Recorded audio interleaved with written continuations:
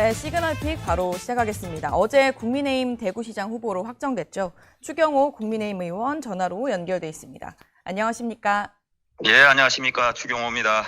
네, 어제 대구시장 후보로 최종 확정이 되셨습니다. 그리고 확정되고 첫마디로 바로 사과를 하시기도 했는데 이제 네. 경선 과정에 대한 소회를 여쭌다면 어떤 말씀 해주시겠습니까? 우선 압도적인 성원을 보내주신 당원과 시민 여러분께 감사를 드립니다. 그리고 그 뜻을 무겁게 받아들이고 있습니다. 저희들이 사실 그동안 민주당과 비교했을 때 경선 과정이 너무 길어지면서 지지자분들께서 안타까워하고 또 비판적인 분들도 많으셨습니다. 근데 어제를 기점으로 이제 원팀이 됐고, 이번 경선 과정을 통해서 저에게 주신 명령은 두 가지라고 생각합니다. 네. 하나는 대구 경제를 살려달라. 또 하나는 보수의 심장, 대구 반드시 좀 지켜달라. 이런 절절한 명령을 주셨기 때문에 언제나 그랬던 것처럼 반드시 승리해서 성과로 보답하는 그런 경제시장 추경호가 되도록 하겠습니다. 네, 말씀해 주신 것처럼 대구시장 경선 과정이 좀 길어졌고 그 경선 어제 후보로 확정되시기 전에 그 전날이죠. 이진숙 전 방통위원장도 불출마 선언을 했습니다. 이제 울먹이면서 이제 대구마저 민주당에 넘겨줄 수 없다라고 말씀을 하셨는데 어떻게 들으셨습니까? 예, 대구마저 넘어가면 정말 어떻게 되겠느냐, 그 진심 어린 걱정을 담아서 결단을 해주셨다, 그렇게 생각하고, 아마 실제로 대구 시민들 만났을 때도 현장에서 그런 말씀 많이 하시거든요. 네. 그 말씀을 담아서 진정성 있는 그런 용단을 해주셨다, 이렇게 생각합니다. 그리고 또 이진숙 위원장님의 그 결단이 개인의 길이 아니라 대구와 대한민국의 미래를 위해서 자신을 내려놓는 그런 큰 결단 아니었나, 이렇게 생각합니다. 아시다시피 이 위원장께서는 민주당 정권의 오만한 권력에 맞서서 싸운 상징적인 인물이었습니다. 그래서 그 선택의 무게가 더 크다, 이렇게 생각하고, 이번 선거는 말씀드렸다시피 정체된 대구 경제 살리고 또 한쪽으로 지금 쏠려가 있는 권력의 균형을 잡아줘야 되는 그런 선거입니다. 그래서 압도적인 승리를 통해서 제가 보수의 당당한 재건으로 우리 이진숙 위원장님의 결단에 화답을 하겠다, 이런 말씀을 드립니다. 이 전 위원장이 민주당 후보를 이길 수 있도록 국민의 후보를 적극 돕겠다라고도 말씀을 하셔서 이제 예. 의원님이 출마를 하시게 되면 발생하게 될 보궐선거에 후보로 나서는 것 아니냐라는 전망이 나옵니다. 그 전망에 대해서 어떻게 보십니까? 예, 그거는 뭐 전적으로 이제 이진숙 위원장 본인 판단이 있고, 또 실제로 의향을 내비치면은 공식화하면은 당의 또 공식 절차, 공천과 관련된 절차가 있습니다. 그에 따라서 진행될 거다. 그리고 최종적인 것은 역시 달성 국민들 네. 판단에 맡겨질 문제 아닌가, 이렇게 생각합니다. 우리 국민들이 달성군 발전을 이어갈 적임자에 대해서 아마 정확하게 판단을 하실 거라 생각하고, 저도 만약에 필요하다면 적절한 시기에 제 견해를 밝힐 수도 있다, 이렇게 생각합니다. 아직은 그 시기는 아니라고 보시는 건가요? 아직 우선 이진숙 위원장도 어디를 출마하겠다, 네. 아직 공식화하신 상태도 아니기 때문에 지금 뭐 이런저런 이야기를 하는 것은, 제가 특히 이야기를 하는 것은 좀 시기가 이르다, 이런 말씀을 드립니다. 알겠습니다. 그 경선 과정에서 또 논란이 된 한 또 다른 분이 계셨던 게 주호영 의원님이십니다. 뭐 미리 연락도 하셨다고 하는데 선거 과정에서 함께 하시는 건가요? 예, 제가 말씀을 드렸고, 아시다시피 주호영 부의장님도 우리 국민의힘의 최다선 의원이고 정말 경륜 있는 우리 보수를 지켜오신 큰 정치인이십니다. 네. 그래서 큰 결단을 내려주셨는데, 제가 말씀을 드리고 우리 국민의힘이 이번에 반드시 승리해야 된다, 대구시장 선거에 이길 수 있도록 하는데 큰 역할을 해주십사, 이렇게 말씀을 드렸고, 네. 그래서 선거 진두지휘 해주십사 하는 말씀을 드리고 있는데, 앞으로 대화를 계속할 겁니다. 그리고 이진숙 위원장도 우리가 보수 승리를 위해서 함께 하기로 했기 때문에 그야말로 이제는 제대로 단일 대우가 형성됐다. 그래서 두 분께서 정말 보여주신 결단을 통해서 우리가 대구가 이번에 선거는 추경호 개인의 승부라기보다는 우리 국민의힘 보수 단일 대우의 승부이다, 이렇게 생각하고 원팀으로 반드시 승리해내도록 그렇게 하겠습니다.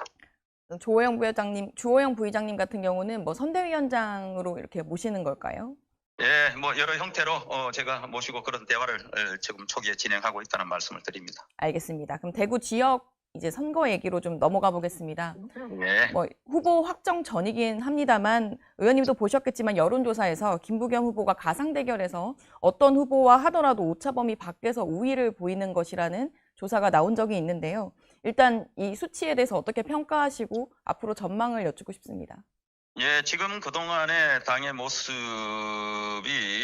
계속 갈등 분열하는 모습이 표출되고, 그리고 공천 과정도 매끄럽지 못했고, 또 여러 후보들이 지금 경선 과정에 있었기 때문에 시선도 분산되고 이렇게 했다 하는 말씀을 드리고, 네. 이제 단일 후보로 결정이 됐고, 또 외곽에 계시던 분들도 다 합류해서 단일 대우가 형성이 됐기 때문에 네. 이제 시간이 지나면서 점점 결집해 나가지 않을까. 그래서 지지율 반등은 저는 반드시 있을 것이다 이렇게 생각합니다. 그리고 특히 네. 지금 대구의 최대 현안이 경제 문제입니다. 네. 그래서 경제를 살리라. 그리고 제대로 경제 살리기 위해서 일할 사람이 누구냐 이런 관점에서 판단하실 거고, 아시다시피 제가 경제부총리를 지내면서 대한민국 경제 사령탑도 했고 또 예산을 편성하고 배분해본 예산의 전문가입니다. 그래서 평생 행정 경험도 갖고 있는 경제 전문가로서 바로 실전 투입이 가능한 일 잘하는 경제시장으로서 저는 말씀을 드릴 거고, 시민들께서도 이를 지켜보면서 후보자들 비교하면서 정말 대구의 현안 경제 살리는 적임자가 누구냐 아마 현명하게 판단하시지 않을까 이렇게 생각을 합니다. 어제 김부겸 후보 개소식이 있었는데 민주당 지도부 그리고 현역 의원들이 수십 명들이 이제 대구로 총 출동을 하는 모습이었습니다. 방금 말씀하신 그 경제를 살리는 포인트에서 김부겸 후보는 여당이 든든한 지원군이 되겠다라는 부분을 강조하면서 이제 새몰이를 하는 걸로 보이는데요. 그 부분은 좀 어떻게 보셨습니까? 예, 어제 뭐 굉장히 많은 분들이 오셨다고 하는데 뭔가 좀 불안하신가요? 왜 이렇게 많은 분들이 오셔서 이렇게 들리고 가시는지 모르겠습니다. 오히려 이러한 그냥 많은 분들이 오셨다, 단순히 간다, 이것은 오히려 단순한 쇠과시로 보이고 그게 오만함으로 비춰지지 않을까. 오히려 우리 보수 진영이나 대구 시민들한테는 네. 위기감 또는 경계심을 유발하고 결집하는 오히려 계기가 될 수도 있다 이렇게 생각합니다. 그리고 뭐 와서 뭐 다 해줄 것처럼 이 이야기를 하는데, 그 진정성이 있으려고 그러면은 지난번에 대구 경북 행정통합법 3월 달부터 김부겸 후보를 호출해서 선거 나가라고 이렇게 권할 때, 그때만 해도 민주당 정청래 대표, 추미애 전 법사위원장이 마음만 먹었으면 다 해줄 수 있었거든요. 네. 통과시킬 수 있는데 그런 거는 해주지 않고 있다가 지금 와서 뭘 해주겠다고 하는 것 자체가 앞뒤가 다른 진정성이 없는 거 아니냐 이렇게 생각하고, 오히려 선거 전략상 민주당 말 잘 들으면은 뭐 해줄게, 대구 시민을 상대로 오히려 거래하려고 하는 그런 얄팍한 심경으로 보인다. 대구 시민들은 이렇게 이야기합니다. 지금 문재인 정부 때 김부겸 후보가 장관 총리하면서 대구에 네. 해놓은 게 뭐 있냐. 결국은 이것도 전부 립 서비스고 그냥 득표를 위한 단순한 술수다. 이런 불신도 꽤 있다. 진정성 있는 그러한 접근이 필요하고, 만약에 어제 그 세 과시를 하고 그게 네. 진정성이 있다면은 바로 오늘이라도 대구를 위해서 구체적으로 어떻게 한다는 이야기를 해야 된다. 무조건 뭐 다 해주겠다는 그런 보따리 이야기는 하는데 실제로 막상 풀어보니까 전부 맹탕, 빈 보따리다. 지금 이렇게 보이고 있습니다. 진정성 있게 대구를 위해 할 수 있는 걸 보여라라고 말씀을 해주신 것 같습니다. 할 수 있는 거 당장이라도 해라. 지금 뭐 하는데 자꾸 말만 하고 실제로 된 게 하나도 없다. 이재명 대통령도 지난해 와서 말씀한데 구체적으로 진전되는 게 없습니다. 정청래 대표도 몇 차례 지금 왔다 갔는데 그 이후로 구체적으로 실행된 건 하나도 없는 상황이다. 이 말씀을 드립니다. 행동으로 보여달라라는 말씀을 해주신 것 같습니다. 그 김부겸 후보가 출마 선언에서도 그랬고 인터뷰에서도 자주 말씀하시는 게 이제 보수를 살리기 위해 자신을 회초리로 써달라라고 이야기를 많이 하시는데요. 그 국민의힘 심판론에 대해서는 어떻게 보십니까? 아니, 우리 김 후보께서 진짜 보수를 살리기를 원하십니까? 아니, 언제부터 보수를 그렇게 걱정하셨습니까? 당신께서 보수를 버리고 떠나셨던 분 아닙니까? 저는 그런 말씀하실 자격도 없다 이렇게 생각하고 최근 당내 혼란을 이용해서 네. 득표 전략상 뭐 정략적으로 하는 그런 표현이다. 만약에 그렇게 하시려고 그러면은 지금 아시다시피 민주당이 거대 이 의석을 기초로 해서 국회 장악하고 지금 행정부 권력 장악하고 그걸 가지고 전행을 하면서 사법부까지 뒤흔들고 있지 않습니까? 그래서 지금 우리 헌정 질서 파괴에 대한 우려가 많습니다. 제가 우리 김부겸 후보께서 하신 멘트 그대로 돌려드리겠습니다. 민주당을 버려야 진짜 민주주의가 살아난다. 이 말씀을 드리겠습니다. 보수는 버려서 바꾸는 것이 아니라 이겨서 바꾸는 것입니다. 승리해서 그 힘으로 발전적인 변화를 해가는 것입니다. 알겠습니다. 당내 상황도 좀 여쭤보고 싶은데요. 경북이랑 함께 자체 선대위 구상도 밝히신 바가 있고 지금 당 중앙의 선대위를 놓고도 좀 시끄러운 측면이 있습니다. 장동혁 대표가 이끌 중앙 선대위에 어떤 역할을 해줘야 된다고 보시는지 그리고 당내에서 일부에서 사퇴론이 나오는 것과 관련해서도 어떤 생각이신지 궁금합니다. 저는 지금 사퇴론 운운하는 것은 적절치 않다 이렇게 생각합니다. 아마 지방선거가 마치고 나면은 거기에 대해서 또 나름대로 평가를 해서 우리 지도부가 계속 갈지 네. 또 변화를 이룰지 논의해도 그때 논의해야 될 부분이다. 지금 곧 코앞에 지방선거를 앞두고 지도부 교체하는 것은 당의 혼란, 갈등, 분열만 일으킨다. 그건 바람직하지 않다 이렇게 생각합니다.